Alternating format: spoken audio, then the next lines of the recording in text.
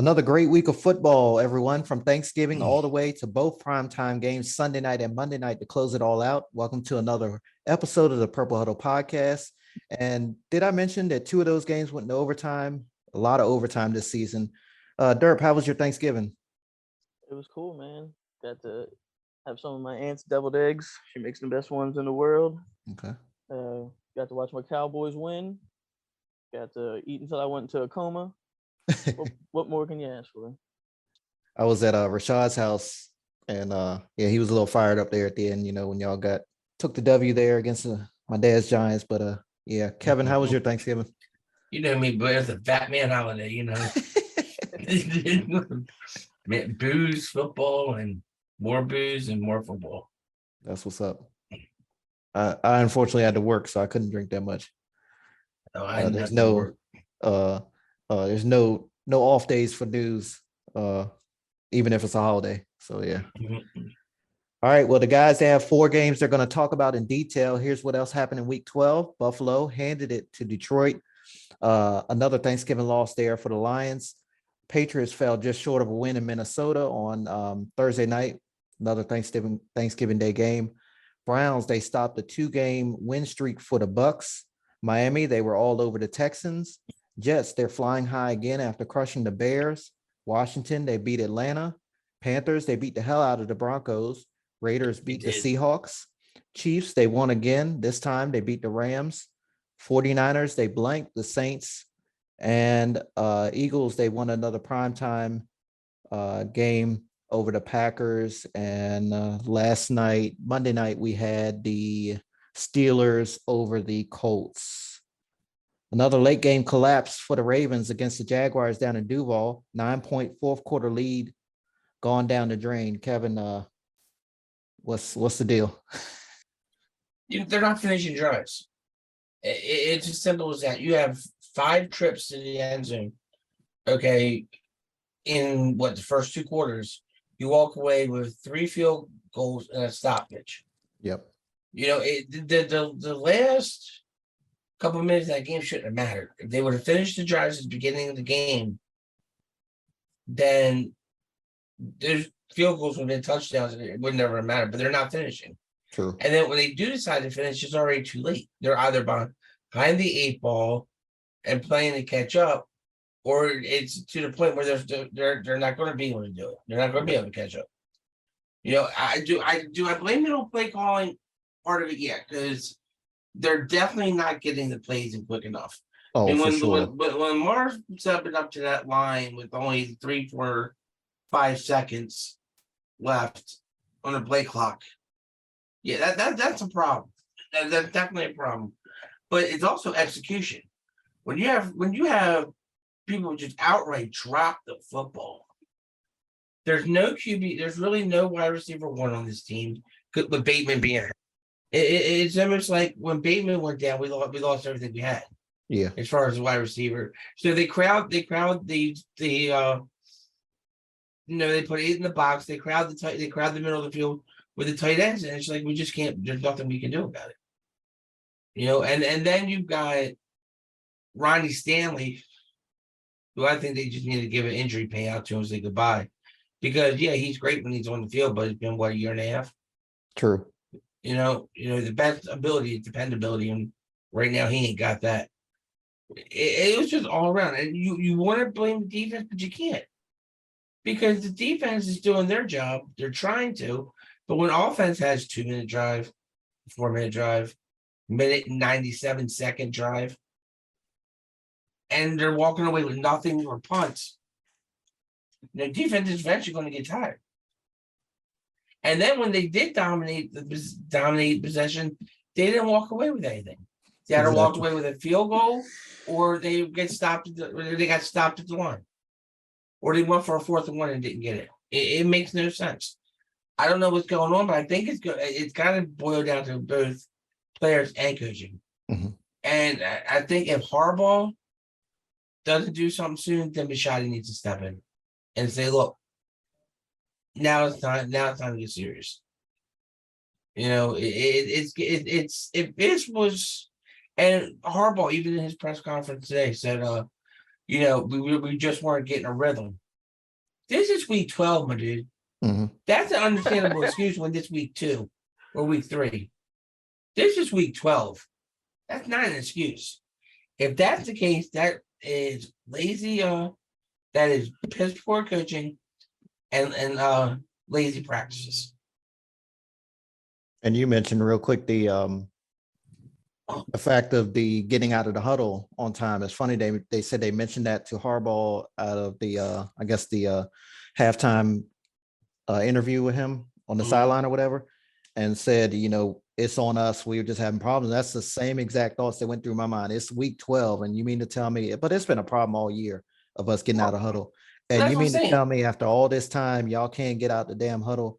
Like, If it's come on, my it whole doesn't thing, if make it's any week sense. 2, if it's week 2, that's one thing. But this is week 12, Yeah. and the problem is this is Roman's MO too. Mhm. He's always had trouble wherever he's been getting plays in on time. Thank God he's the candidate for that college job. I hope he takes it. I'll drive him to the airport personally. I'll buy him his ticket just to get him the hell out of Baltimore. The only year we had with Roman, we got out of the huddle fast was 2019, but it seemed like Right. the whole team played fast then. And it was just a whole different Right. time then. But yeah, it's that getting out of huddle is one of the things that's been driving me crazy all year.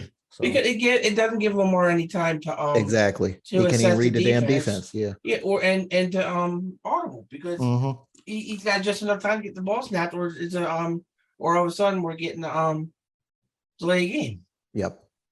Derp, how you feel? You see this game? Yeah, I watched it. Well, Red Zone or whatever. Yep. What week did Rashad Bateman go down? Is that before or after the trade deadline? I'm Bateman not sure. It's was been about 3-4 before. weeks now, right? Hold on, I'm gonna take a look. I can take a look now. It hasn't been that long. It hasn't been that Well, long. the trade Yeah. deadline just ended, right? Was it Yeah. beginning of Was it early November? Right? Yeah. Man, Bateman went down. Because I think he went down, then he came back for a game. He went down the Bucks game. Okay. That's what that was what that was Late October, early November. Yeah, that's when they said he Yeah, had it to was right undergo around foot. there. That's when he had to undergo foot surgery. Well, if it was before, I could see what. I think y'all still should have traded for a wide receiver for real. Because Yeah. y'all try to play like old school football for real, and it's like you have one of the most dynamic quarterbacks out there. So Mhm. you're like pounding the rock. Y'all are good at running the ball, but I mean, look at what it's doing to like your running backs. J.K. Dobbins hurt. Gus Edwards Yep. always hurt. Luckily y'all have like one of the deepest tight end rooms ever in the history of ever. Like even Yeah. that kid, was it Josh Oliver?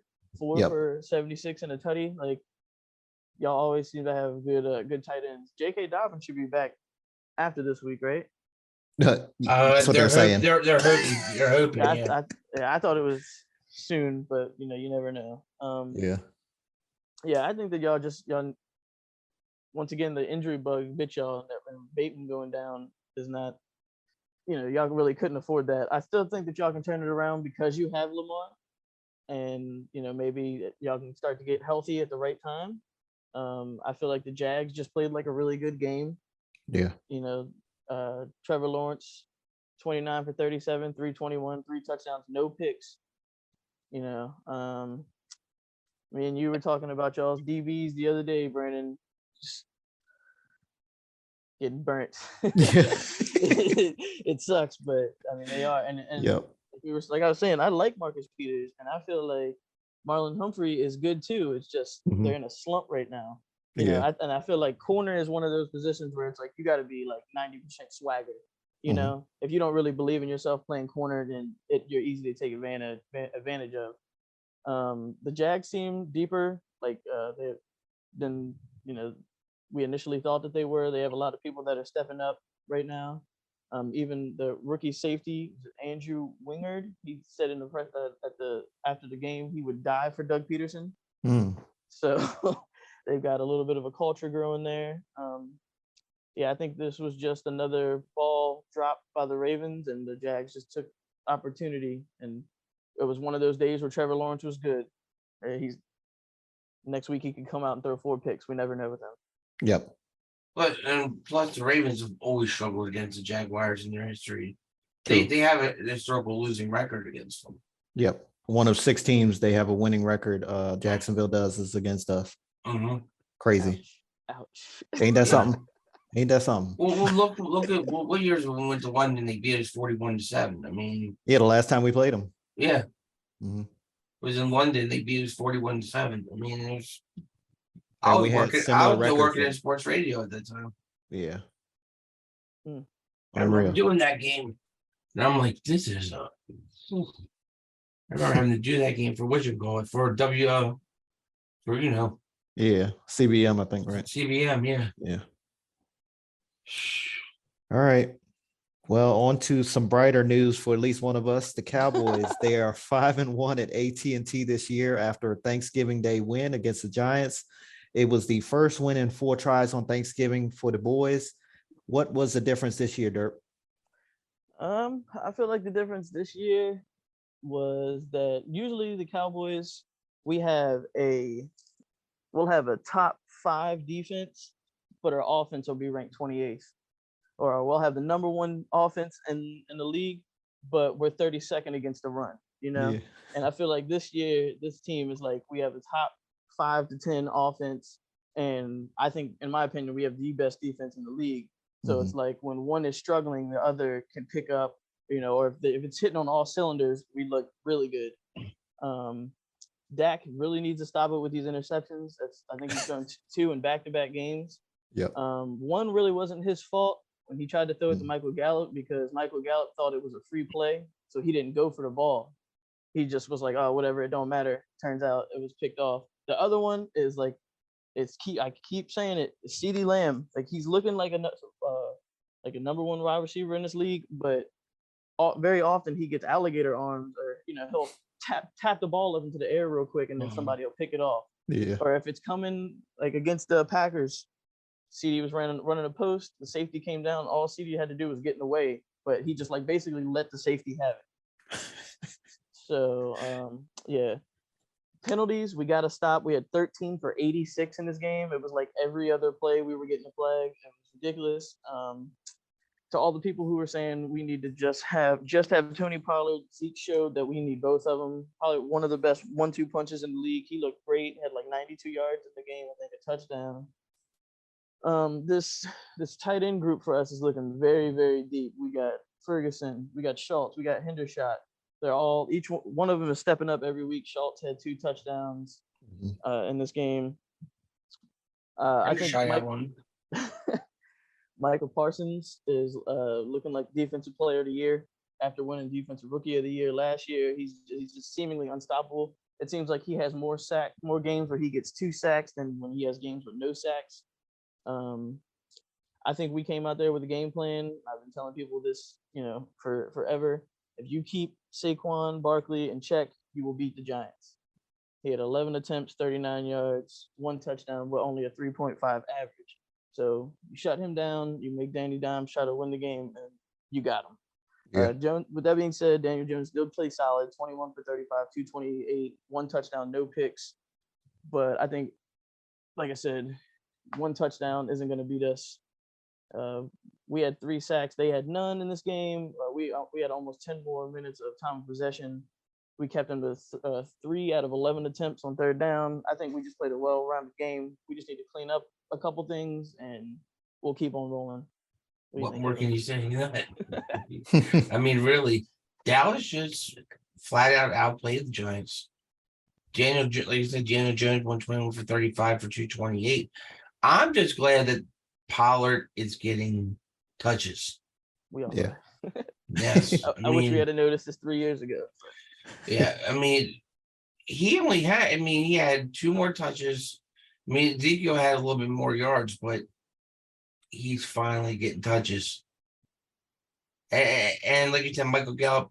I mean, when Peyton Hendershot gets a touchdown, A rushing touchdown. you know you're having a good day. Yeah. But I was impressed. I was very, very impressed with Dallas. I thought for sure Dak was going to crap his pants again, but they came out there and they put one on the Giants. It was only an 8-point difference, but that's them jump touchdowns at the end of the game. Yeah. Just one other thing, two quick points, real quick. Dak Prescott now has a record of 10-2 versus the Giants in his career, and Daniel Jones, he is 3-16 in games not played on Sunday at 1 p.m. So 3-16. 3-16 not play when he's not playing a game on Sunday at 1 p.m. So a 4 o'clock Yeah. Sunday Damn. night, a Monday Damn. night, or a Thursday night. That's not good. Ouch. Mm. Always got the good nuggets there. Yep. All right, it's time for the hokey pokey derp. What's going on with your Virginia Tech football team? Well, back on November 19th, we were able to get a victory over the 8-win Liberty Flames. It was a hard-fought game that happened thanks to a shutout by the VTech defense in the fourth quarter.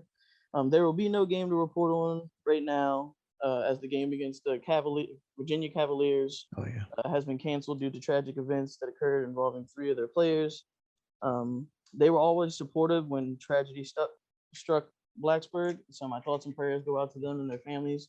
Virginia Tech has started Hokies for Who's slogan, and we're seen wearing them in support. And the T-shirts and hoodies can be purchased to show support in these hard times.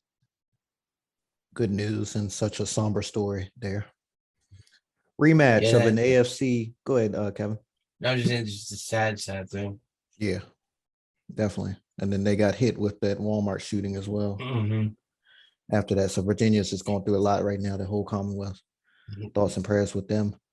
Not good. Rematch of an AFC divisional matchup, or was it?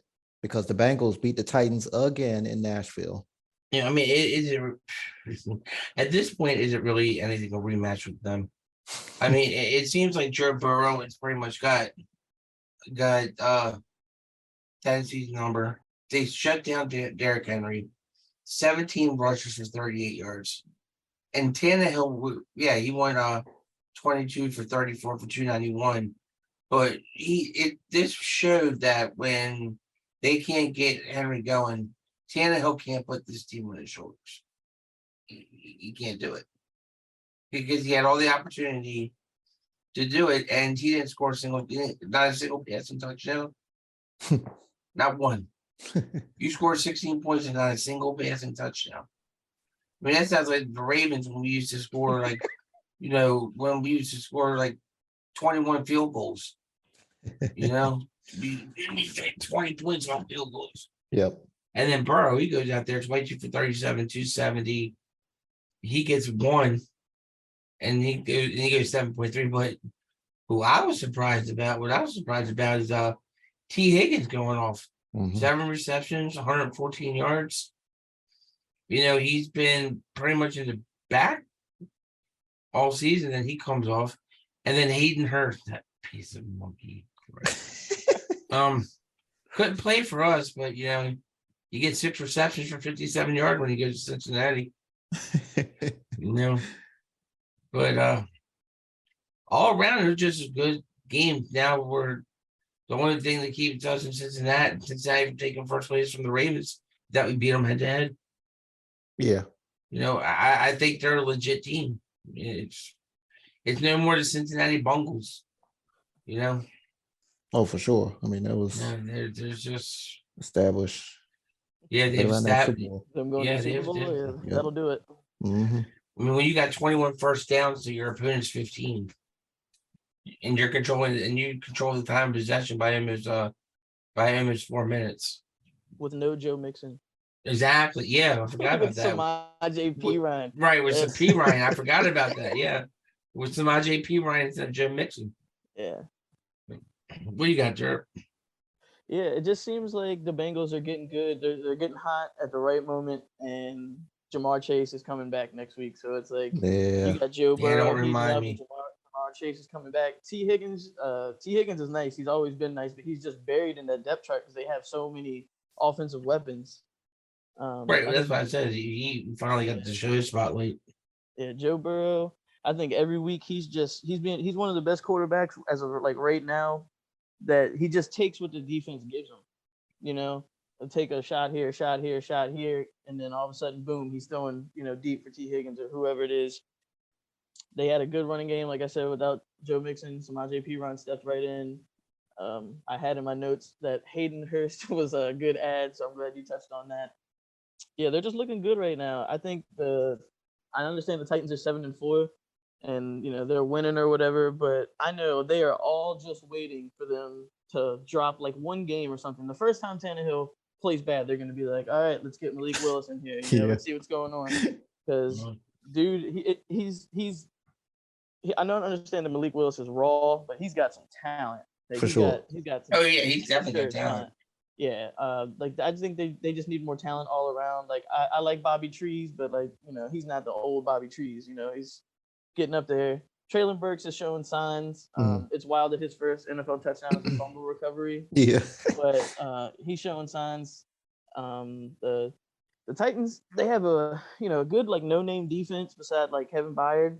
I think they have a stout defense, but if your offense is only going out there putting up 16 points, then there's only so much you can do, especially against a team like the Bengals. And I mean, they still got Amani Hooker and Bud Dupree on that defense. I mean, Yeah, but I mean, come on now. I know. I'm just saying. Bud Dupree is decent. Don't get me wrong, but he's often injured, and yeah, Amani Hooker is Just Amani like Hooker. yeah. Yeah. I think the Titans shot themselves in the foot on that field goal attempt, that penalty, though. Yeah. Cincinnati was able to run out the clock. They didn't even have a chance to, come back and tie the game. I don't think that Tannehill would have been able to lead them downfield for 7 in that short amount of time. But yeah, that was a blower right there for sure. Yeah, I just thought one more thing is that it was crazy because if I told you that one of these teams had 108 rushing and the other one had 63, you'd be like, oh, for sure, it was the Titans. Mhm. But no, the Bengals don't have Joe Mixon and they go off for 108 rushing yards. You have Derrick Henry and you only get 63. And would you say he had like 38 of them? He had 38 of them, yeah. Yeah, so. He had 38 and Dontrell Hillis had 16. Good And job. by Tannehill that had the other Cincinnati 9. To hold a guy like Derrick Henry in the check is rare that happens for sure. Yep. All right, quick look at the halftime headlines, everyone. Eagles safety CJ Gardner-Johnson, he's out indefinitely with a lacerated kidney. Gardner-Johnson was injured in a collision with Green Bay wideout Christian Watson on Sunday night. He's expected to be back in time for the playoffs. In a rare move, the Patriots are handing out money. The team has signed linebacker Jelani Tavai. If I got your name wrong, bro, I'm sorry. It's a 2-year extension for the linebacker. The deal is worth nearly $4.5 million. And he's back, everyone. Deshaun Watson, he's been activated and will suit up on Sunday. Ironically, Watson will face his former team, the Houston Texans. Watson spent all of last season in the first 12 weeks of 2022 on the bench. And in case you didn't know, the game is in Houston, everyone. Hide your wives. Hide your massage parlors. Close your doors. Well, damn. All right. Down to the wire for a win for the Chargers there in Arizona.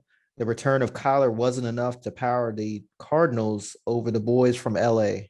Yeah, I think that the Chargers are they're getting healthy right now. They've showed that they had a lot of depth and especially in their receiving core. DeAndre Carter, sure. Josh Palmer, Keenan Allen, Mike Williams. Mike Williams is still I think what did he mess up his foot or something or an ankle sprain? I believe but so. I think he's gonna be back within a couple of weeks. They've held it down. I think what are they now? 6-4? Yeah. Yeah, so I think they're getting healthy at the right time. Herbert's starting to look like the Herbert that we know. 3 touchdowns, no picks. Also, I've seen that he's 9-1 anytime that he does that. 3 touchdowns, no picks. Very gutsy call on the Chargers. Be on the road and then go for 2. I seen a clip when they went for 2. The commentator was like, "All right, you're on the road. You just kicked the field goal here to tie up the game, right?" And the camera instantly flipped to their coach. He's holding up 2 fingers. The commentator's like, "Well, all right." Not only was it gutsy for them to go for it, they called the absolute perfect call. Had the first guy run into the end zone and he basically cleared for the tight end to come right behind it, uncovered. It was a touchdown. Beautiful call. As far as the Cardinals, I feel like the end of this whole Kyler and Kingsbury thing is coming to an end. Mhm. Them arguing on the sideline and everything, and I don't think Right. it's going to be Kyler that leaves. I think it's going to be Kingsbury. I think that they keep Kyler around. They They he's don't have a choice. number one overall pick, just paid him and everything. I think they're gonna let Kingsbury go. Like I told y'all before, Kingsbury he's had a problem finishing games ever since college, even when he had Patrick Mahomes. So I think some of it does fall on him. Hollywood, he picked right back up where he came from, 6 for 46. He's looking good out there. D Hop still making the amazing catches across the. Y'all see that one middle of the field, diving Mhm. backwards. D Hop still D Hop. Yep. 4 catches for 87 with a touchdown. James Conner went on for 120, averaging almost 5 a clip. The Chargers allowed 4 sacks, no turnovers. The Cardinals had 2 turnovers. It was a very close game, obviously 1-point game, but I feel like the Cardinals, it kind of seemed like one of those games where you can tell that one team's going up and the other team's going down, and the Chargers seem to be going up, and the Cardinals, I think, are probably about to implode for real. Yeah. Yeah, it wouldn't surprise me if the Arizona, implodes at this point. It's almost like Kyler Murray didn't even want to be there. I mean, if you looked at his body language and you looked, at the way he played, it was almost like he was just going through the motions. Hmm. And that's not what you need in your quarterback. But like you said, you paid him. So that's your guy. So if firing Kingsbury is what's going to get his head out of his ass and get him going, well, then that's probably what you're going to have to do. But when you got DeAndre Hopkins, your ass should have at least 3, 4 touchdown passes, couple 100 yards. I mean, it's almost like he doesn't even know the playbook. Which He did miss surprised. 6 games. He did miss 6 games. Yeah, he did, and he's rusty, and I'll give him that. He is rusty, but Shit, if this is still, being rusty, he's balling though. I don't think right. it's really good. Falls on D Hop for real. Yeah. No, I'm not blaming D Hop. I'm saying that Murray's numbers should be better. Mhm. He should have one eyeball on D Hop every play. Yeah, what's wild is the amount of talent that they have. Right. True. To have 4 wins on the season. The amount of Yeah. talent they have. I mean, you got D Hop, you got Marquise Brown, you got James Conner, and you got Rondale Robbie Moore, Anderson, Robbie and you got Anderson. Robbie Anderson. Yeah. Rondale Dude. Moore. You got Yeah. Zach Ertz that just went out. I was telling y'all before that You got AJ Green and Trey McBride on there. There's no excuse. Your wide receiving room alone should allow you for at least 3 or 4 wins. That wide receiving core alone. But I don't know. There's just something there. And I'm not saying Hopkins, and I wasn't saying that Hopkins is Yeah, I rusty. got I was saying Murray should at least have one eyeball on him every play. every play. Every play. Just drop back and throw it to D Have not even throw it to him, but have an eyeball on him every play. Because that dude's a goddamn beast. Yeah. Hey, look at Lamar with Andrews. Andrews. He may not throw it to him every play, but it looks like he's got an eyeball on him every play. Yeah, I'll tell you one other thing. As a team that's been on there, when your team goes on Hard Knocks, it's a curse. That shit Yeah. is a curse. When your team You know what? goes I on didn't Hard- even when think your- about that. You're when absolutely your right. team goes on Hard Knocks, especially the shit that they're doing now, where it's like mid Yeah, the season. mid-season, yeah. That shit will fuck you instantly, bro. Every single year that they're like, all right, this year the Dallas Cowboys are on fucking Hard Knocks. I'm like, cool, we're about to go 8-8 on this year. I already know that's coming. It'll be 8-9 now. Like, Well, crazy. That was the year we did it the year we had the purge. Like everybody got hurt. that shit's a Oh. curse, bro. I'm telling you. Mm. Becoming a Madden curse. The Yeah. Hard Knocks curse. All right, Kevin, what's going on in College Park? Give us what we need to know with Touchdown Terps. It was after coming off a 13-point loss to Ohio State, where the score didn't really dictate the gameplay. The Terps took out their frustrations this past Saturday in Rutgers. The Terps beat the Scarlet Knights 37-0. Turf defense held Rutgers to just 135 total yards, where Maryland had 513. Rutgers had 72 passing yards and Maryland 379, and 63 rushing yards to Maryland's 134. The Terps ended their season at this point at 6-5 and are now eligible. But it's going to be interesting to see if the Terps are selected for a bowl game, and if so, who and where will they play? All eyes will be on NRG Stadium Sunday afternoon when Deshaun Watson makes his Browns debut against his former team. But there's plenty other games to watch next weekend. Very good schedule coming out. Thursday Night Football features the Bills and the Patriots in Foxborough. We've got Steelers and Falcons. Will A-Rod and his Packers continue to own the Bears? We'll find out Sunday at 1 o'clock Eastern from Soldier Field. Jaguars at Lions. Jets, they'll travel to Minnesota to battle the Vikings. Commanders at Giants in the NFC East. Titans at Eagles should be good. Broncos, they'll ride into Baltimore to face the Ravens. Seahawks and Rams will open the late window of games. Dolphins at 49ers, Chiefs at Bengals, another playoff rematch there. Chargers at Raiders. Derp, you'll be up late on Sunday night when his Cowboys host the Colts.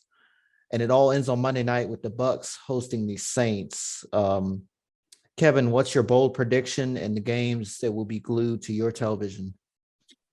Well, of course, I'll be watching my Ravens. I want to see how they bounce back after this loss, and see if they can get any of this fixed. I know it's week 12, but hopefully it will. I'm definitely going to be watching probably watching the Cowboys Colts. A good one that I want to definitely see is another good one's going to be that Bills Patriots game.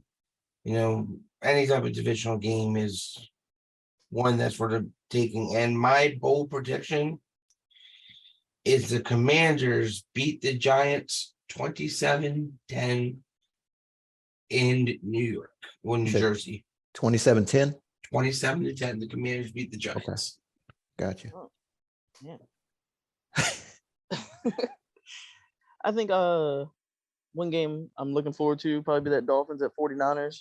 See that Dolphins offense go against that 49ers defense. That'll probably be some good football.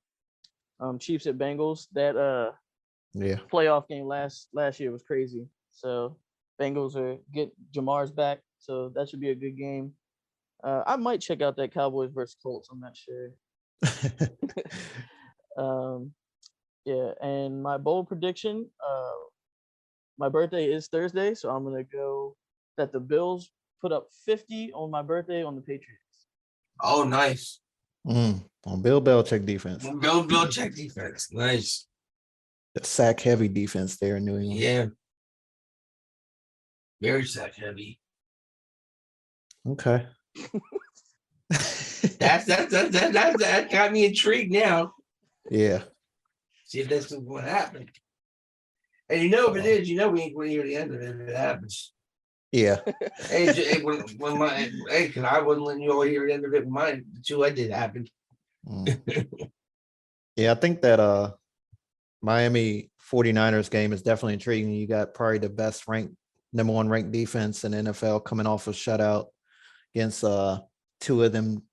It's rare to, kind of strange that we're still saying Tua's name and being electric, but two of them guys down there in Miami. Since he got knocked unconscious, he's thrown for like 1,000 yards, 10 touchdowns, and no picks. Wow. Yeah, because in his coma, he learned how to play football. It knocked that shit right into him.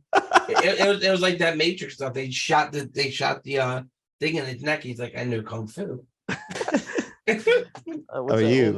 They was all over the Texans though. I mean, the Texans have been playing hard. I didn't think that they would get shut out in the first half there.